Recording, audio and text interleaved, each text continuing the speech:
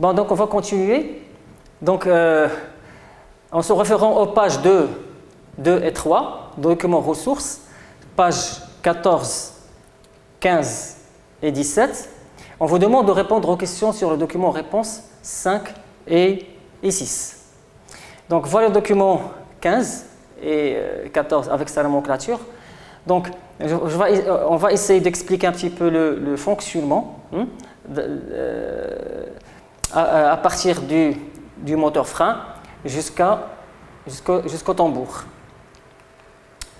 Bon, donc la première des choses, c'est qu'on va essayer d'expliquer un petit peu les deux états, l'état freiné et l'état embrayé de ce frein embrayage. Voilà, donc ça c'est une partie du dessin d'ensemble, d'accord? Donc dans l'état freiné, quand l'électroaimant 14, celle-là, l'électroaimant 14, c'est là en jaune, est non excité, c'est-à-dire qu'il n'y a pas d'électricité. Le ressort frein, celui-là, le ressort frein, il va plaquer le disque mobile 3, ce disque-là, voilà, ce disque il est mobile, et avec sa garniture qui est collée, numéro 4, avec sa garniture, ils vont les plaquer contre le plateau numéro 5, contre ce plateau-là, le plateau frein 5 lié à l'arbre moteur. La liaison elle est réalisée par une clavette ici, comme vous voyez ici là. D'accord? Donc quand il est excité, quand il est non excité, c'est le ressort qui fait le travail. D'accord? Donc il va plaquer ce disque 3, ce disque frein mobile 3 contre le plateau 5. Voilà. Et puisque le plateau 5 est lié à l'arbre moteur, donc c'est l'arbre moteur qui va tourner. Donc c'est comme ça.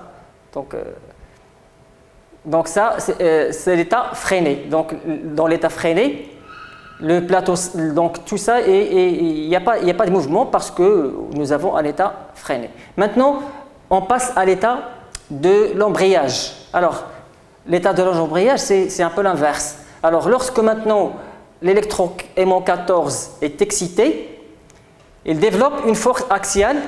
Donc, lorsque c'est là excité, donc il va développer une force axiale capable de placer le disque. Donc, il va déplacer ce disque-là, le disque en mauve, le disque frein mobile 3, axialement, de manière à libérer en rotation le plateau frein. Donc le plateau frein qui a été tout à l'heure, qui a été freiné, donc il va être libéré.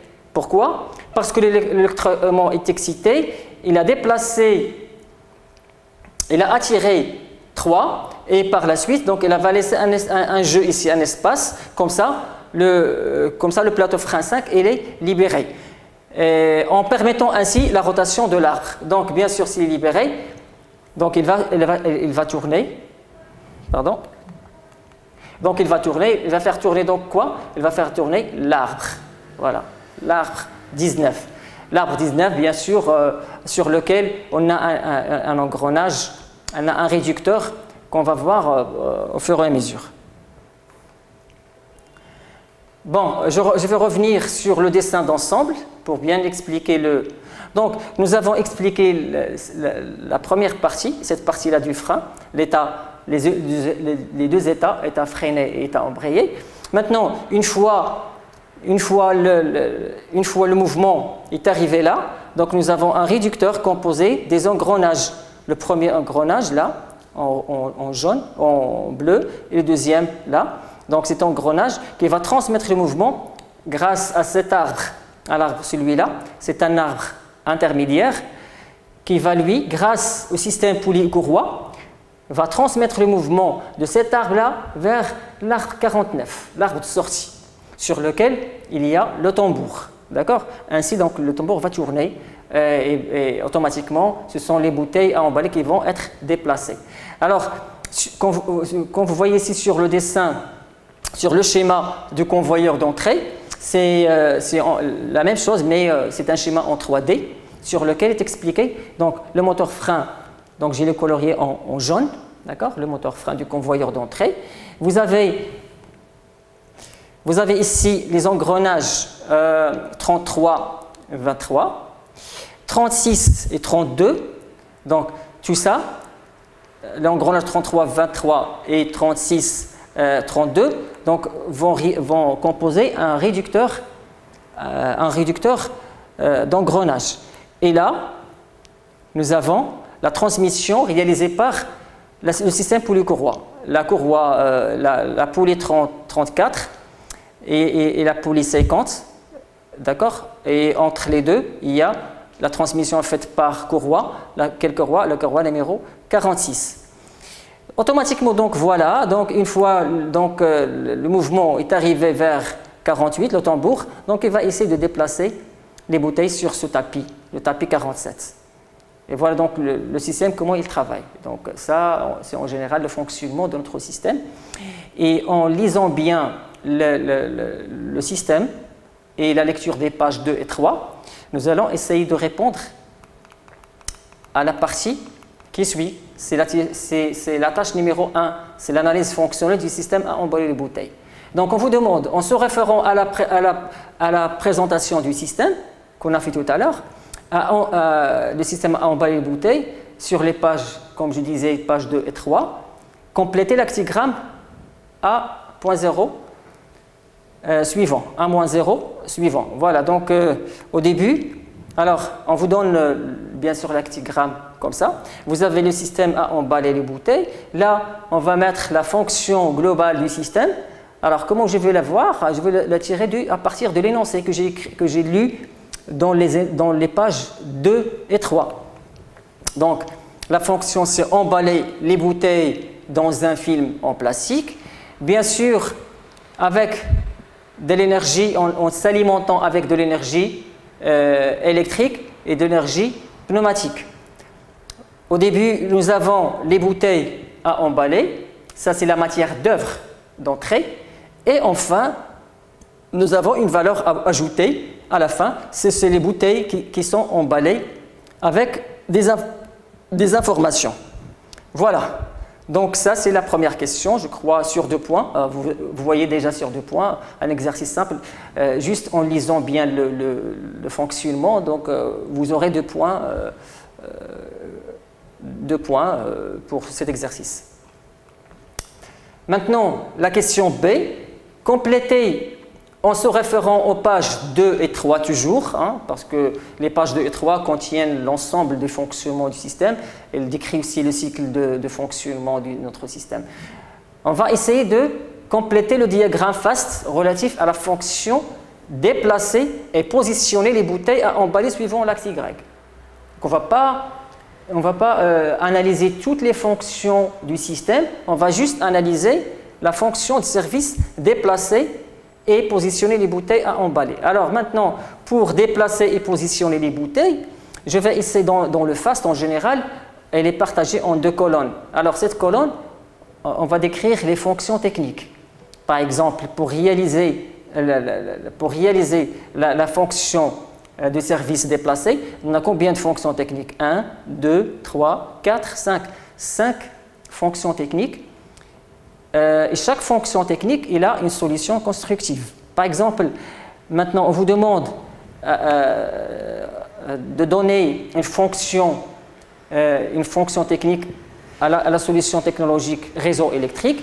Bien sûr, c'est quoi? La fonction, c'est alimenter en énergie électrique. Maintenant, quelle est la solution technologique de la fonction technique distribuer l'énergie? Bien sûr, ça sera le variateur des vitesses. Alors, comment je trouvais le variateur de cette réponse? Elle est décrite dans la page 2 et 3 de l'épreuve. D'accord? Il faut toujours se référer les 2 premières pages pour répondre à ces questions. Vous n'avez pas inventé les réponses. Elles sont décrites déjà décrites sur le fonctionnement. D'accord? Convertir l'énergie électrique en énergie mécanique de rotation. Bien sûr, on a dit que pour convertir une énergie électrique en énergie mécanique, ça ne sera qu'un moteur, un actionneur, et là, c'est le moteur frein du convoyeur d'entrée. Pour transmettre la puissance mécanique de rotation de l'arbre moteur 19 au tambour d'entraînement, nous avons tout à l'heure décrit le fonctionnement, comment il fonctionne. Donc, pour transmettre la puissance, nous avons bien sûr au début un réducteur à engrenage, puis nous avons complété par un système poulie et courroie. Et enfin, pour transformer la puissance mécanique de rotation de tambour d'entraînement 48 en puissance mécanique de translation, donc là nous avons une transformation de mouvement, donc c'est la fonction de qui? C'est du tapis 47, donc il va transformer la puissance mécanique de rotation en translation pour déplacer bien sûr les bouteilles à emballer. Voilà, donc ça c'est pour la question P. Maintenant la question C. On vous demande de compléter en se référant au document ressources 14 sur 20 et 15 le tableau suivant. Donc, comme je disais tout à l'heure, hein, vous mettez devant vous les documents ressources 14 et 15 et vous allez répondre aux questions hein, en parallèle. Le rôle du ressort frein. On vient de décrire tout à l'heure le fonctionnement du ressort frein. Quelle est sa fonction? La fonction, c'est assurer le contact du frein mobile 3 et le plateau frein 5. Donc, si vous avez devant vous le dessin, vous pouvez suivre avec moi cette fonction. L'électroaimant. Quel est le rôle de l'électroaimant 14, qui est la bobine? C'est de déplacer le disque frein mobile pour libérer l'arbre moteur 19 en rotation. Donc, l'électroaimant, qu'est-ce qu'il va faire? Qui est bien sûr une bobine, qu'on a vu tout à l'heure en jaune. Il va créer, quand il est excité, ce qu'il va faire, donc il va créer un champ magnétique pour attirer le disque frein, et comme ça, on va libérer l'arbre moteur 19 en rotation. Les joints à lèvres 39. Alors les joints à lèvres, c'est la fonction étanchéité que vous avez déjà vue en première année. Donc, c'est assurer l'étanchéité dynamique entre le couvercle 42 et l'arbre de sortie du réducteur 41. Les 4 lumières maintenant, qui sont réalisées sur la semelle support 27. Bon, je vais revenir en arrière pour voir les lumières dont je parle maintenant. Alors, voilà, les lumières sur lesquelles on parle, ce sont celles-là. Voilà, cette lumière-là, avec cette lumière-là, et les deux autres qui sont par symétrie. Donc, à quoi servent ces lumières? Alors, c'est quoi d'abord une lumière? Alors, une lumière, c'est un trou. Ce sont des trous. C'est un trou qui a cette forme-là. On l'appelle une lumière. Alors, sur lequel, alors vous voyez ici un boulon, sur lequel sont insérés un boulon pour permettre le réglage de quoi? Alors, si je reviens en arrière un petit peu, sur le dessin d'ensemble, voilà. Et voilà les lumières. Donc, nous avons 4 lumières, la première, deuxième, troisième et quatrième. Donc, on doit desserrer un petit peu les boulons, d'accord? Ces boulons-là. Hein? Pourquoi faire? Pour libérer un petit peu le socle, pour ajuster le montage de la poulie. Alors, parce que pour monter, il faut bien mettre en tête, lors du montage d'une courroie, d'accord? Il faut bien positionner le socle en bas pour permettre l'entrée de la courroie. Donc, comme ça, donc, ça facilite les tâches. Après, on prolonge verticalement, on prolonge verticalement et on serre. D'accord? Donc, c'est ça le rôle des lumières. Maintenant, pour les autres, pour les rainures. Alors, pour les rainures, vous avez une rainure là, une autre rainure et deux autres rainures. Alors là, pour permettre le déplacement, pour mettre en alignement la poulie 49 avec cette poulie-là, en bas. D'accord? Donc, pour bien les aligner. C'est ça le rôle des rainures. Voilà, donc je continue. Donc, on était là. Les 4 lumières réalisées sur la semelle du support pour régler la tension du courroie. Bon, pour bien régler la tension, parce que en transmission, lors du montage de la poulie, ça doit être bien tendu. Les 4 rainures réalisées sur le corps que je viens d'expliquer, se régler l'alignement, que je viens de dire, régler l'alignement de la poulie motrice 34 avec la poulie réceptrice. Donc voilà, on passe maintenant à la tâche 1.2. La tâche 1.2, c'est l'étude partielle de l'automatisme du système à emballer les bouteilles. Alors, on vous dit, en se référant au cycle de fonctionnement du système à emballer les bouteilles, page 3 et page 16, complétez le graphe 7 du point de vue commande. Donc, on vous donne le graphe 7 du point de vue partie opérative. Bon, j'explique un petit peu. Alors, ce graphe 7 est composé de 12 étapes. Sur chaque étape, vous avez des actions. D'accord? La tâche pour l'étape 2, par exemple, sortir la tige, quand vous lisez ici, rentrer la tige, sortir, ça c'est un enchaînement logique. Ça c'est un enchaînement logique des opérations qui sont effectuées pour que le système exécute sa tâche. On commence par un départ cycle et des conditions initiales et les bouteilles à emballer devant le vérin de poussée. Voilà, donc ça c'est, vous devez lire ce graphe 7 sur le document réponse page 16/20. Alors, j'ai déjà expliqué au départ cet enchaînement. Je disais que au début, quand nous avons les bouteilles à emballer devant le vérin de poussée, qu'est-ce qu'il va faire? Il va sortir sa tige. Il va sortir sa tige du vérin de poussée. Bon, jusqu'à quoi? Jusqu'à que la tige de vérin de poussée VP est sortie. Donc, nous aurons par la suite un capteur qui nous indique que le vérin de poussée est sorti. Puis, dans la troisième étape, rentrer la tige. Donc, une fois il a poussé les bouteilles, donc il va rentrer. Puis, on va aussi sortir le vérin de maintien qui va sortir, qui va maintenir l'emballage, puis on assistera à la sortie du tige de vérin de soudure et de découpe, qui va bien sûr souder et découper l'emballage. Par la suite, la soudure va prendre un temps de 3,5 secondes. L'étape 7, on va rentrer toutes les tiges des vérins VM et VCR, et on va mettre maintenant en marche les convoyeurs. Puis la partie du chauffage, chauffer pendant T2 égale à 4,5. Par la suite, on va mettre en marche les moteurs des convoyeurs et mettre en marche le convoyeur de chauffe, puis mettre en marche le convoyeur de refroidissement pendant un temps T3 est égal à 6 secondes. Et enfin, on va mettre en marche le moteur du convoyeur de sortie pour libérer l'emballage. Voilà, donc vous devrez bien lire ce graphe 7. Cet enchaînement pour bien répondre à la question. Alors on vous donne maintenant je présente ici les documents ressources. Par exemple, sur la page 6/20, vous avez le tableau des affectations des entrées. Vous avez les entrées, présence bouteille, départ cycle, tige de vérin de poussée, rentrée. La désignation des capteurs, bon là c'est la désignation des capteurs, donc les capteurs des entrées.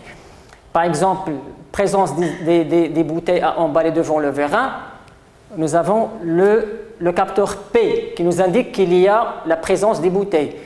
Nous avons bien sûr le départ cycle, la tige de vérin. Alors, quel est le capteur qui va nous indiquer que la tige de vérin est sortie? C'est VPR. Ainsi que pour la rentrée du vérin VP, VPS, et ainsi de suite. Et à chaque entrée, à chaque capteur, nous avons une adresse, une entrée dans l'automate Zelio. Donc, par exemple, P, on affecte I11, DCY, on affecte I1, I2, I3, I4. Donc, comme vous voyez, nous avons 14 entrées ici. Maintenant, sur le même document, le document 16, vous avez le tableau des affectations des sorties. Vous voyez sur le document les différentes. Donc, par exemple, ici, le contacteur de marche, on le désigne par KM1. Le contacteur de marche du convoyeur de sortie, ça c'est pour le convoyeur de chauffe. Donc, vous avez la désignation de chaque préactionnaire pour actionner bien sûr les moteurs, etc. Les moteurs ou bien les vérins. Et là, c'est l'affectation des adresses Q1, Q2, Q3. Ce sont les adresses sur l'automate programmable Zelio. Voilà, donc ça c'est sur les données. Je suis en train de lire un petit peu les données. Et voilà, donc ici, l'affectation des entrées. Donc j'ai un petit peu fait le récapitule de toutes les entrées. Donc vous avez les informations qui peuvent être des comptes rendus ou bien des consignes. Hein, je vous rappelle, une information, soit un compte rendu, soit une consigne. Et à chaque information est associée un capteur. Et bien sûr, une entrée automate. Tout l'enchaînement qu'on a vu tout à l'heure sur le graphe 7, bon, je l'ai classé ici par les étapes logiques, l'étape 2, 3, 4, 5. Et voilà, chaque étape, à chaque étape, nous avons une action. Par exemple, sortir la tige de vérin du poussé VP, c'est le vérin VP qui sort. Et le préactionneur électrovanne de sortie, sa désignation. La désignation de l'électrovanne, donc il va agir sur le voilà, de l'électrovanne qui va agir sur le vérin. Alors, vous voyez un petit peu le tableau. Donc, le tableau, c'est un résumé de toutes les étapes, hein, de toutes les étapes de notre graphe 7. Vous pouvez lire, c'est un enchaînement logique d'après le graphe 7 de tout à l'heure. Sur laquelle vous voyez chaque étape, l'action correspondant à l'étape, l'actionneur correspondant à l'action et le préactionneur qui va distribuer l'énergie à l'actionneur. Et puis, sa désignation, enfin, les sorties sur l'automate. Donc, tout à l'heure, nous avons vu les entrées, maintenant, c'est les sorties. Alors, tout ce qu'on a vu tout à l'heure, je l'ai décrit, moi, avec un schéma, d'accord, un schéma hydraulique, dans lequel on voit clairement les différents vérins, différents actionneurs et les préactionneurs pour accomplir la tâche et pour réaliser la fonction. Alors, au début, nous avons dit la présence des bouteilles à emballer. Ils vont être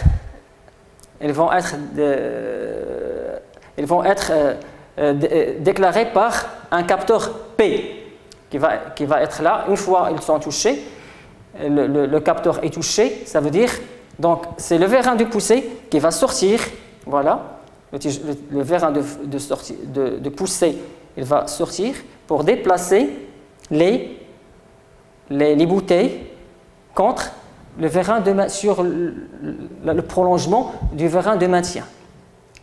D'accord? Donc ce vérin de maintien, comme vous voyez, il est piloté par un distributeur 4/2 avec des électrovannes Vm-, Vm+, et bien sûr, il est ici la commande. La même chose, donc une fois il est maintenu, c'est le rôle du vérin de soudage et de découpe, donc qui va descendre pour réaliser sa fonction qui est le soudage et la découpe.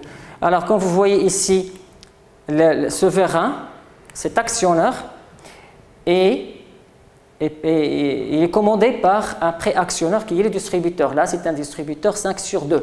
D'accord? Et son électrovanne Vs- et Vs C+. Donc, ils vont, une fois qu'ils reçoivent l'ordre à partir de l'automate, donc ils vont déplacer le tiroir du distributeur dans une ou l'autre de ces positions pour permettre à l'entrée de l'énergie pneumatique, à la source de l'énergie pneumatique, pour déplacer. Donc vous pouvez suivre ici par exemple dans la première phase, donc au repos. Donc nous avons le déplacement ici de l'air, donc il va se déplacer. Donc là, nous avons un régulateur de débit.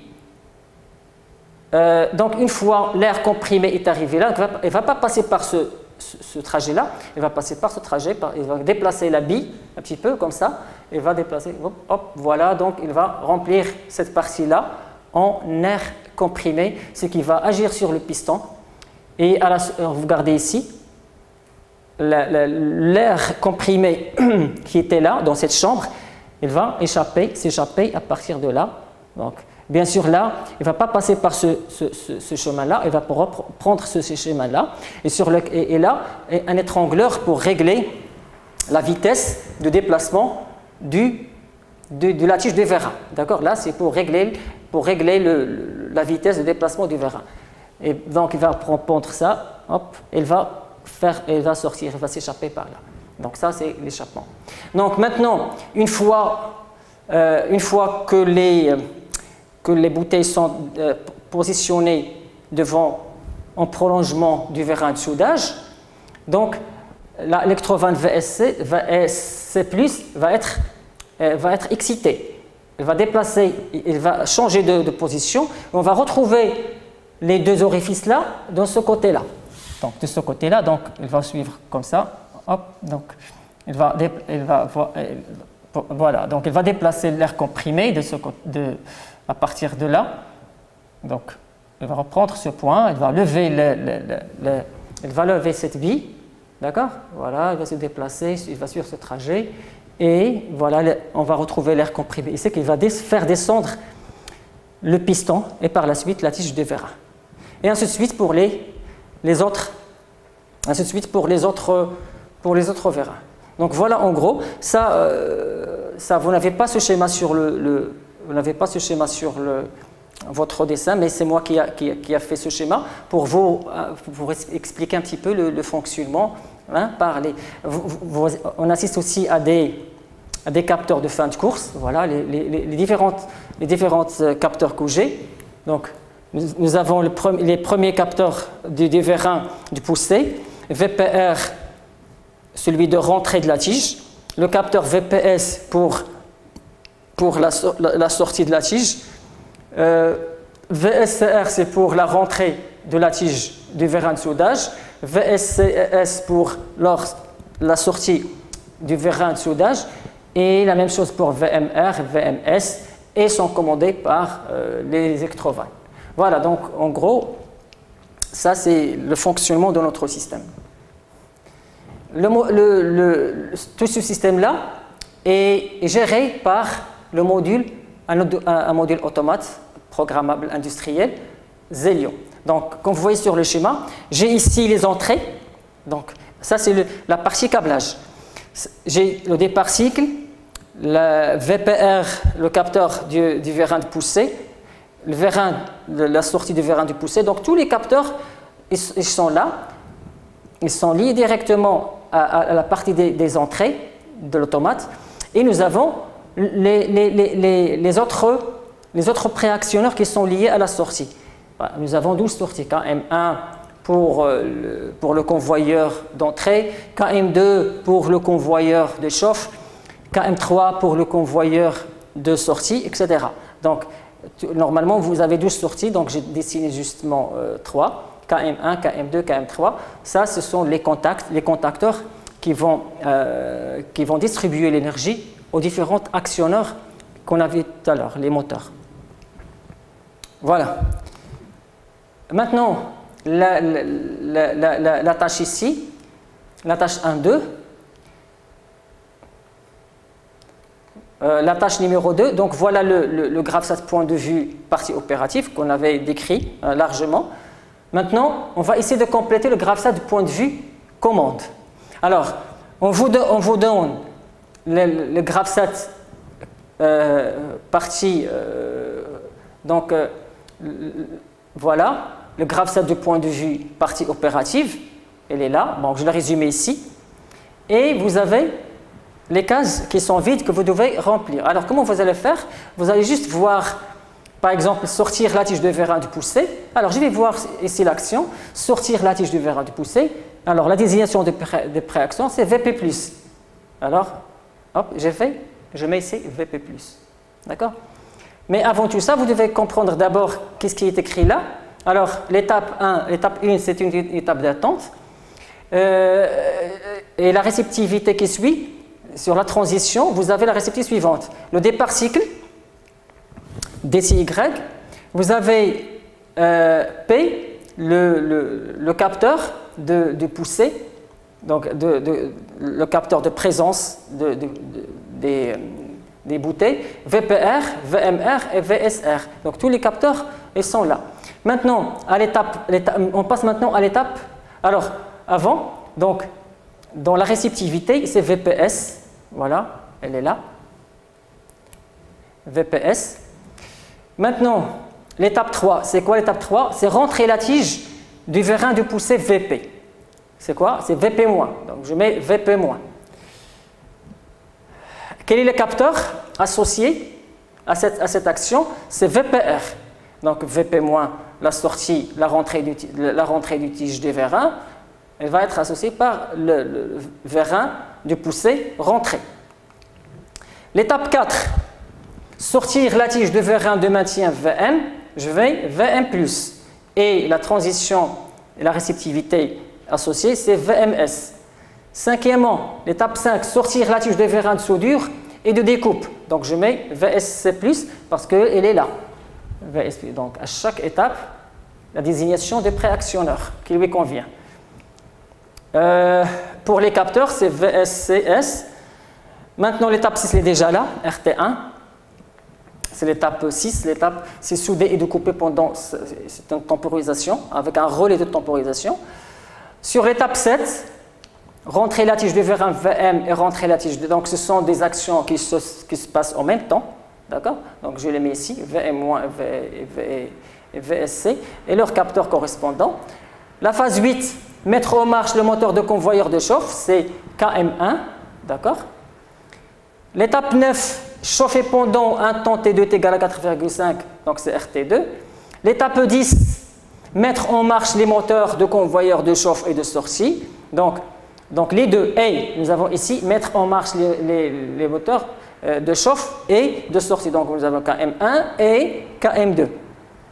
Puis l'étape 11, nous avons mettre en marche le moteur de refroidissement. Donc c'est la préactionneur qui est associée, c'est KM3.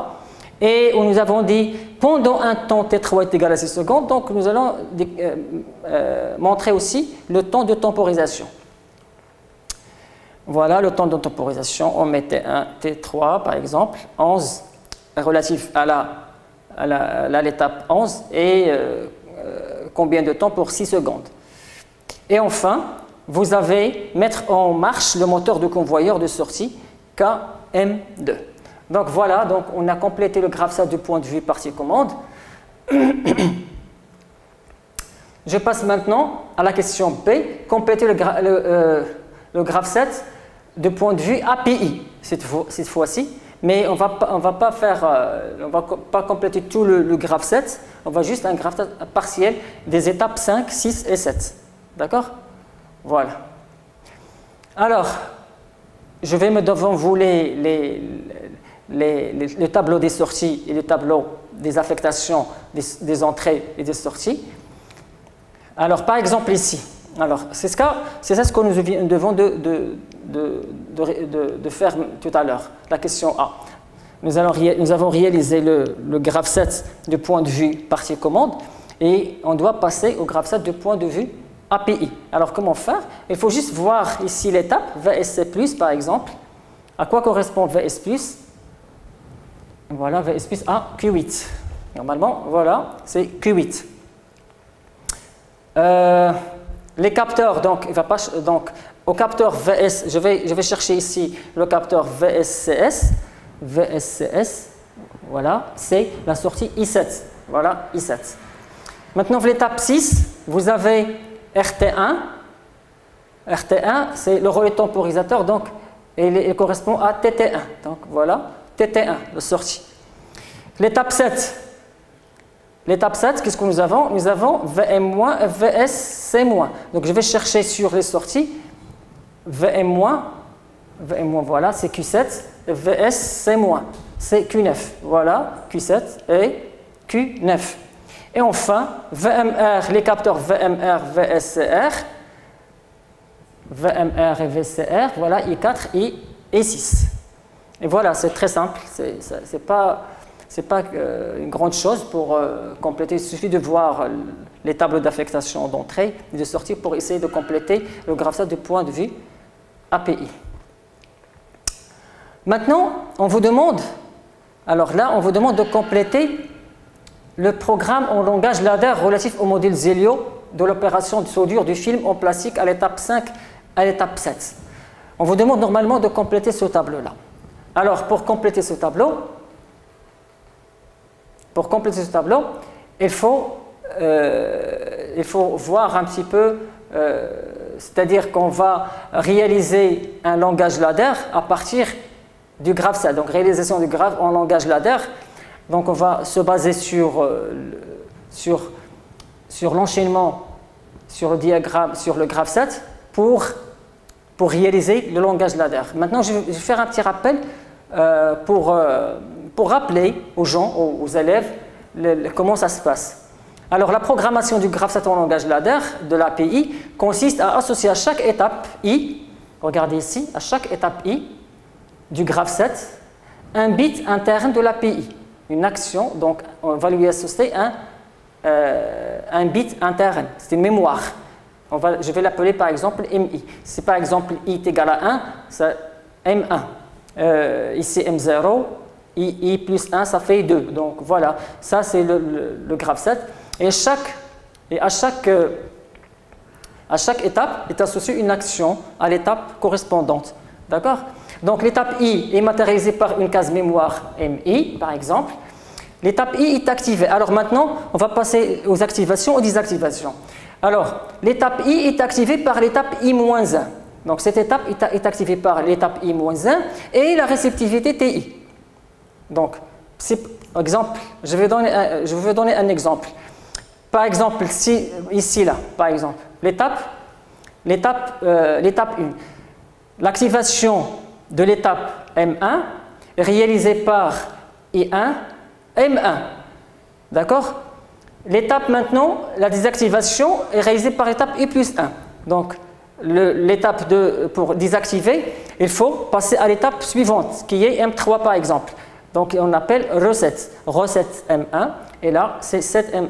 Donc, voilà, ça juste un petit rappel du principe de traduction d'un graph set en ladder. On passe maintenant, donc, les données que nous avons ici. D'abord, je vais mettre en équation ce tableau-là. Alors, le tableau que j'ai, je vais le mettre en équation. Donc, je vais commencer par, dans ce tableau, je mets les étapes et je mets les équations d'activation et les équations de désactivation. Par exemple, si je prends l'étape 5, elle est là. Alors, l'étape 5, comment il est activé? C'est quoi son équation d'activation? L'équation d'activation de l'étape 5, c'est M4, voilà, M4, I5. C'est ce que nous avons tout à l'heure. Donc 5, cette étape est active lorsque M4 est active et la réceptivité I5 est vraie. Voilà. Et comme ça, je peux activer 5. Maintenant, sa désactivation. Alors, comment on désactive l'étape? Comment l'étape 5 est désactivée? Il est désactivé en passant à l'étape suivante, l'étape 6. Je mets M6. D'accord? Maintenant, pour l'étape 6, si je prends l'étape 6, voilà. L'étape 6 est activée par l'étape 5, donc c'est M5, et la réceptivité I7, fois I7, point I7. D'accord? Et elle est désactivée par l'étape qui suit, c'est l'étape 7. Donc, je mets M7. D'accord? La même chose pour l'étape 7. Donc, nous avons M6, T1. Et la désactivation, elle est faite par l'étape qui suit, c'est l'étape 8. Et voilà, donc je rassemble toutes les équations, les étapes dans un tableau. Maintenant, pour les équations de sortie, les actions. Les équations, nous avons les équations de sortie. Alors, Q8, je retrouve Q8 sur l'étape M5, voilà. T1, je la retrouve sur l'étape 6. La sortie Q7, je la retrouve ici avec l'étape 7. Et Q9 aussi, je la retrouve sur l'étape 7. Enfin, donc, une fois que j'ai mon tableau d'équation d'activation et désactivation, j'ai les équations de sortie. Maintenant, je peux compléter ce tableau, compléter le programme en langage ladder relatif au module 0 de l'opération de soudure du film plastique de l'étape 5 à l'étape 7. Donc voilà, donc vous allez considérer M4, donc on vous donne déjà M4 et 5, ce sont les contacts. Et donc je vais prolonger le fil ici, je prolonge ici, la même chose. Et là, donc je vais poser juste ce que j'ai dans le tableau. Donc M7, M5 et 7. M5, voilà, c'est quelle étape? C'est l'étape 6. L'étape 6. Donc, 7M6 est égal à M5I7. M5I7. La recette M6 c'est égal à M7. Recette M6 c'est M7. Pour l'étape 7, la même chose. Hein? Donc nous avons 7, l'étape d'activation et l'étape de désactivation. Pour l'étape d'activation, M6T1, M6T1, et pour le recette, M8. Voilà, M8. Voilà. Maintenant, pour les équations de sortie, la sortie Q8 est égale à M5. Donc Q8, M5. M6, TT1 c'est M6. Et pour les sorties Q7 et Q9, nous avons M7. Et comme vous voyez ici, Q7 en parallèle avec Q6 parce qu'elles sont activées par l'étape M7. Voilà, donc je vous laisse et je vous retrouve dans l'étape, dans la tâche numéro 1-3.